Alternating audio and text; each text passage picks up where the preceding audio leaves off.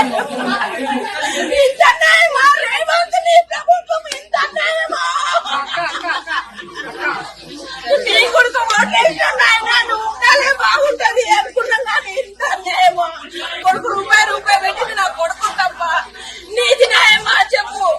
అవును, రెండుకున్న వాళ్ళకు టైం ఇయ్యా, సొంతం కట్టుకున్న వాళ్ళకు టైం ఇయ్యకు.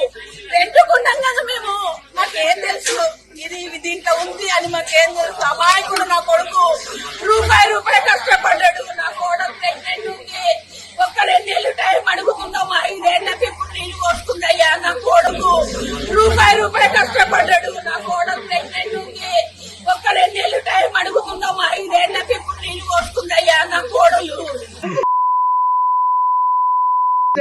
ఇప్పుడు వస్తున్నాయిరా, ఒక్కటి పనికి రాకుండా చేశారు తెలుసా? నాకు బూతులే రాకుండా ఇప్పుడు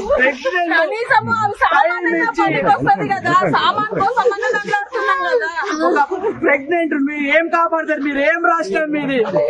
కాపాడడం కోసం చేస్తున్నారని అంటున్నారు.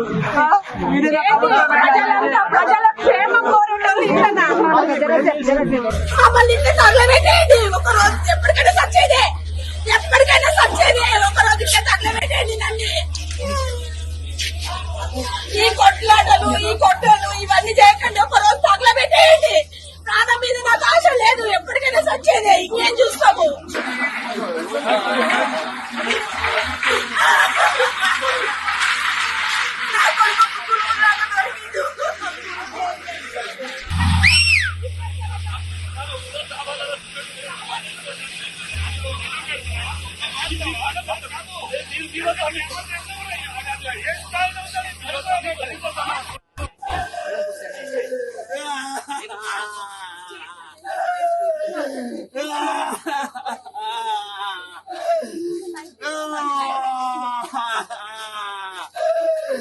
అలా చేయమని ఎవరు చెప్పారు సార్?